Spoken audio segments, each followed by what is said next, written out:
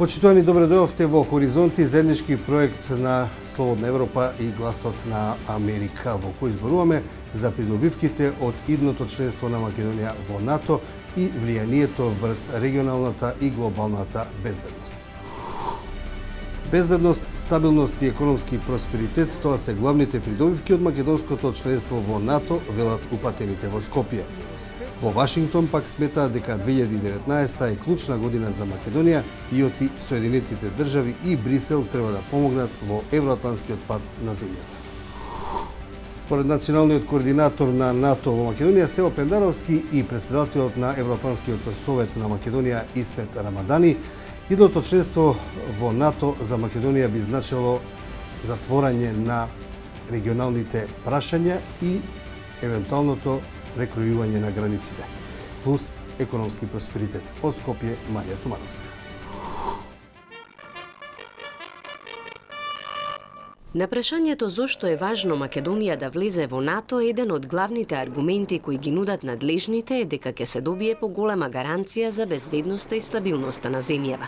Тоа според дел од експертите би значило затворање и на регионалните прашања и скриени стравови од евентуално прекројување на границите.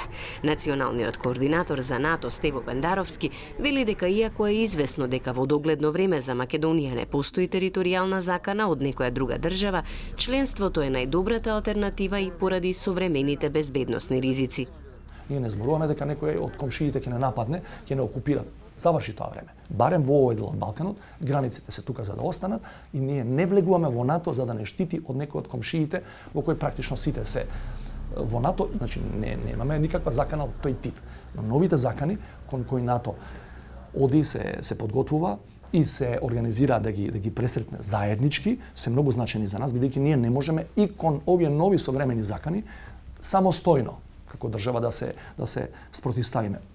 Експертите велат дека учеството на Македонија во меѓународните мировни мисии и професионалното извршување на задачите на нашите војници и даваат право да ги ползува безбедносните гаранции на оваа организација.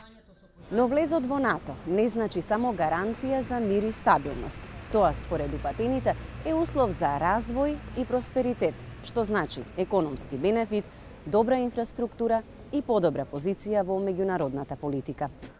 Председателот на Евроатланскиот совет на Македонија Исмет Рамадани вели дека нема друга алтернатива која ќе ја гарантира безбедноста на земјава на начин како што тоа го прави Алијансата и дека тешко е да им се понуди некоја друга опција на граѓаните освен евроатланската. Евроатланската опција со години е етаблирана и во свеста на граѓаните дека тие припаѓаат во таа опција. И ако е така, тогаш 80-75% од граѓаните во континуитет, значи се определени за оваа опција евроатланска и одеднаш да им наметнеш, односно да им понудиш друга опција, односно алтернатива, тоа значи едно прекршување што може да влијае и во безбедноста на државата и кај граѓаните, затоа што такво нешто ќе биде неприфатливо.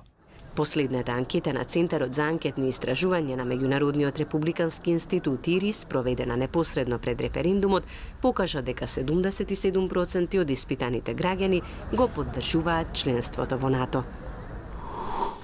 Со слична оценка за значењето за членството на Македонија во НАТО и представници на Американскиот конгрес кои зборуваа за гласот на Америка.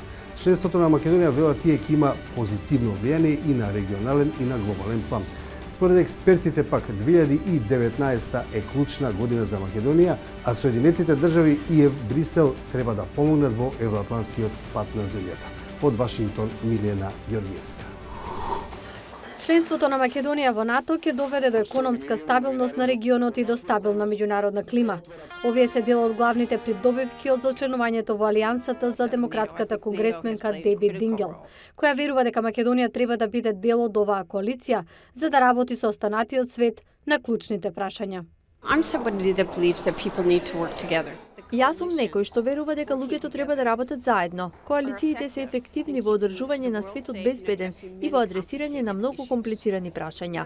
Во Мичиган има многу луѓе од Македонија и ние како држава сакаме да работиме со сите пријатели за да допринесеме на светската платформа. Со станувањето членка во НАТО, Македонија ќе може да работи со уште 29 други држави кон безбедност и други предизвици. И сенаторот Рон Џонсон вели дека е задоволен од и Македонија и Грција постигнаа решение за името, што според него ќе се одрази добро не само во двете држави, туку и на светската сцена. I was a big supporter of Montenegro's accession to NATO. Јас бев голем поддржувач на Црна Гора за влез во НАТО. Тоа навистина е важно за стабилизирање на регионот. Економската иднина на Европа е со Западот.